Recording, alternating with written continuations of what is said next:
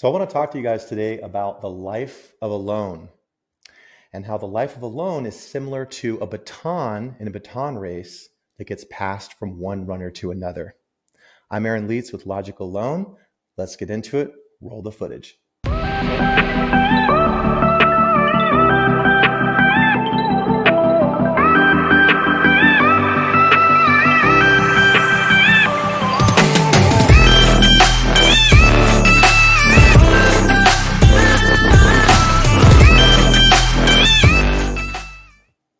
All right. So a loan is similar to a baton because it gets passed from one person or set of people in the loan process as the loan moves toward funding. I want to give you guys like a broad overview about 10 steps that it goes through, where it starts and where it ends up or could end up in many cases. Number one, it starts with a loan officer, somebody like myself, or perhaps somebody what we call an LOA, which is a loan officer assistant. An LOA or an LO, loan officer like myself, we would begin by talking to yourself or the group of borrowers who are looking to get the home loan. And we would gather the necessary information, basic stuff about income, assets. We'd gather documents from you that are necessary. That's essentially where it starts. So it starts with the application process, filling out a complete application, what we call a 1003, making sure we have all the documents in place, okay? Now, there's variances in which way we can go here because if you're doing a refinance, it'll be a little bit different than a purchase. But in general, this is where it's going to start. Now, once we have all those documents and everything, and let's say we have a pre-approval, whether you're doing a refinance or a purchase, eventually that loan is going to get locked. So your interest rate is going to be locked in. Once that happens, then that baton, which is your loan, you could almost imagine this like a rolled up piece of paper, it gets tossed over, if you will, to somebody called a processor. That's number two. The processor is somebody who then is going to take that loan and begin to gather any other necessary documents that might be required after the initial documents have been presented to the underwriter. So a processor is going to usually work with the underwriter at that particular lender and other people within their organization at the lender to make sure that we're brushing up anything else. Because many times you present an application and you present your initial documents. And once the processor takes that information, they submit it to the underwriter might then come back with a new set of things that we need to do. Homework assignments, if you will, or to-do lists that says, thank you for all this information, but we have more questions. We need more documentation, right? More information. So this would be then the underwriter. So that's three. Now the loan gets passed over to the underwriter, and the underwriter is going to look at that file, see if it's checking all the boxes, make sure that it's following all of the guidelines, depending on what kind of loan it is, right? And then what they might do is they might pass it back over, right, to the processor, because your processor then needs to perhaps go and do some more work, right? So you might have a situation of passing back and forth. Now, in this next process, I'm going to throw something in here, which is the appraiser. Now, the loan itself doesn't necessarily get tossed over to the appraiser, but the appraiser is part of the loan process because that underwriter can't move forward unless they have an appraisal.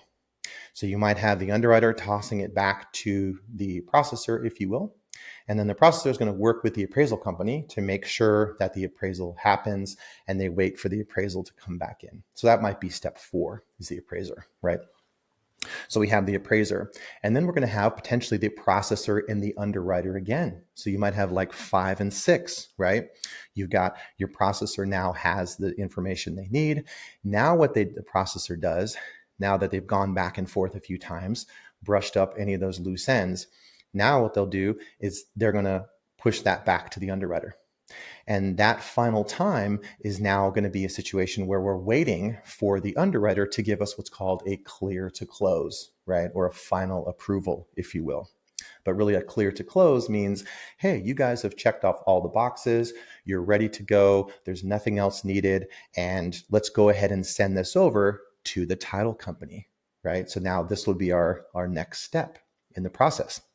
So this is going to be step 7 will be your closing agent or your title attorney, depending on what state you're in. So let's say you have a closing attorney or a title agent that you would like to use for your home loan or your home purchase.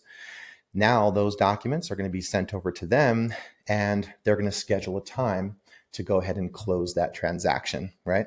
Which is where you start to come in, because you, the borrower, or multiple borrowers, now you're going to have to either go to an office somewhere to sign the documents, or you might have a notary public that comes to your residence or place that you would like for it, in order to sign the documents after scheduling. So that's number 7.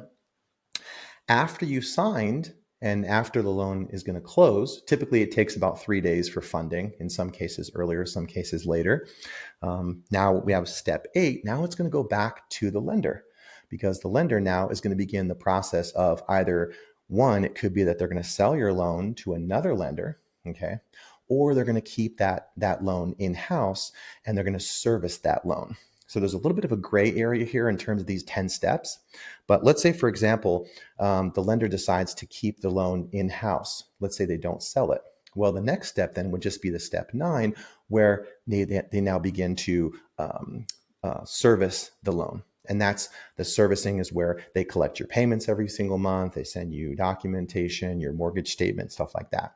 However, in many, many cases, I would venture to say even most cases, the loan actually gets originated or began with a certain lender or a broker, such as myself. And then that loan can sometimes get sold off to another lending institution that will either a lending institution or a servicing company that now services that loan. So now you've got steps 9 and then step 10. So step 9, of course, is when you have originator, or the company that originates the loan, and they pass that off to the next company. Okay. And then from there, you would have a servicer. So that would be step 10. Now your servicer is the one that basically holds on to that loan, services it, makes sure your payments are on time. They give you online logins and all that kind of stuff, tell you when your payments are due, give you all the options they need. Most lenders nowadays, or servicers, have online logins and all sorts of like bells and whistles you can use with your phone and stuff. The one last step I'll mention here is, there could be an 11th one, is if you refinance. So now that would be a different loan. So technically, I'm going outside the bounds of this video, but if you refinance or you sell the home, now, of course, that lender now gets paid off, and that starts the cycle all over again. Okay. I just wanted to make this quick video because I get these questions all the time, and there seems to be, in the public eye today, there's a lot of confusion about how loans go in the main. So I feel like it would be helpful for you guys to know a little bit more about the inner workings, or the behind the scenes stuff of loans. Again, I'm Lietz with Logical Loan. Keep your loan logical, and call me if you need help.